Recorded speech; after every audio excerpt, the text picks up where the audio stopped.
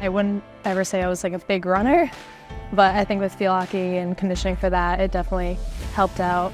And I think just like the atmosphere of like racing and stuff like that was really cool. She had gone to school, and I was looking at one point cleaning her room, and she had a list of goals. And one of them was like to run the Boston Marathon. And I was like, yes, I was so excited.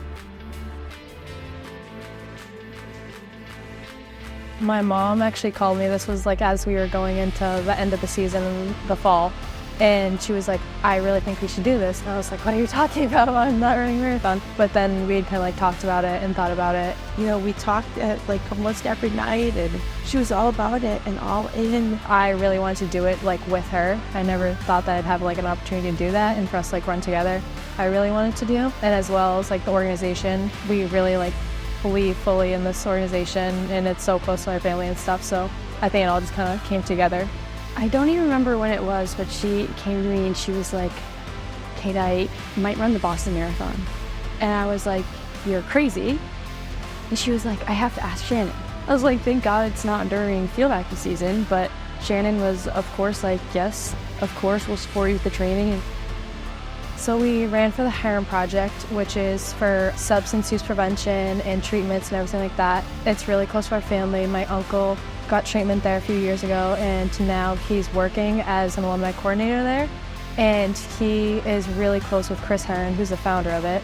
And so through that, I became really close with Chris, and I just see like all the work he does and how much he fully like believes in what he does and cares for everyone that he helps. When this came up with Heron, I was kind of like, oh my God, wouldn't it be nice? Wouldn't it be nice? And I knew, she's a nursing student. She's a Division I athlete, and she's such a hard worker. It was hard, like thinking that as everyone's hanging out, like I have to go run really early in the morning and things like that. And when you're really tired after a long day of school and practice and stuff like that, you don't really want to go run 10 miles. But my teammates were really helpful. Whenever I had like a long run and I was running here, they'd be like scootering beside me and like keeping me company throughout the whole thing. She still went to every practice. She did the same drills, lifts, and the run tests, and she never complained, even when she had an 8-mile or a 15-mile or a 20-mile run on the weekend that she was doing in addition. She never complained, which was just admirable, I'd say. I was going like at a little bit of a slower pace at the beginning, just to like make sure that like I was good and I could keep going and stuff like that. Seeing my family during the race was really cool. They went at mile, I think it was 12, and then they went to the finish line.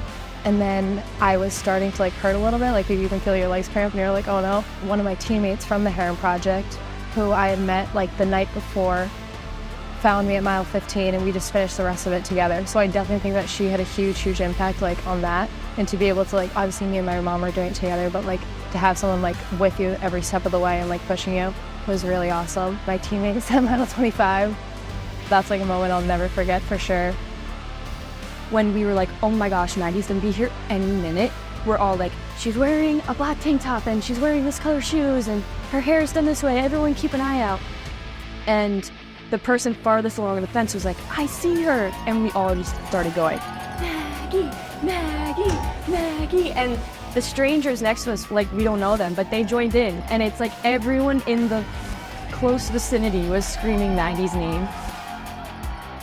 There's so many people around you like screaming for you. Like it's not really much like a competition. It's like everybody wants you to win when you're running a marathon. So the crowd was really cool. And then having like my teammates and my coaches there was so awesome. They were the loudest ones. You could see everybody around them like reacted to them, screaming and getting excited. I think people like at one point you could see them chanting for Maggie, and I think it was like a mile long of chants for Maggie's because of these girls, because they were so excited. There's a video that I'm like hugging everyone and then I like sprint off. Like you just get so excited to see them. We were so emotional, and she just went down the line and gave us all a hug, and it was just an incredible moment. Definitely seeing how much like I had like teammates like crying and like grabbing me, and like you could see how like proud they were of me, and then to also be like doing this for them and like for my family and for especially for the organization, that was like so emotional.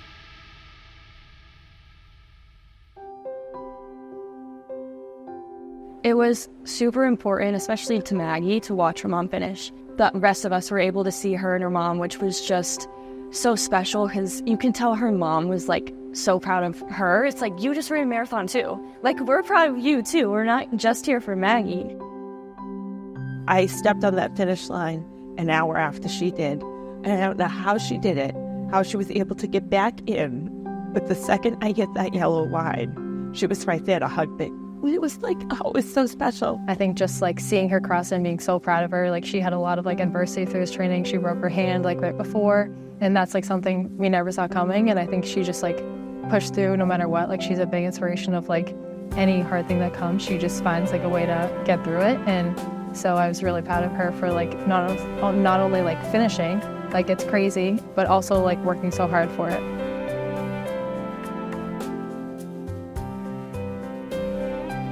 You also, like, you see people on the side, especially with a charity, like everyone's running for like a reason, like you're not just running, pushes you on, and just seeing like all the people and the reasons why they're there.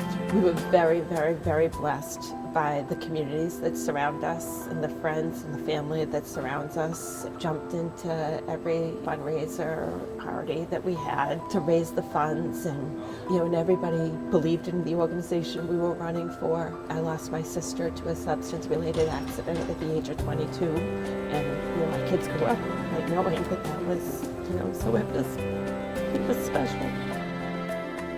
I would definitely say like being an athlete and my mom, and then also like the organization that we ran for was definitely like motivating to run a marathon.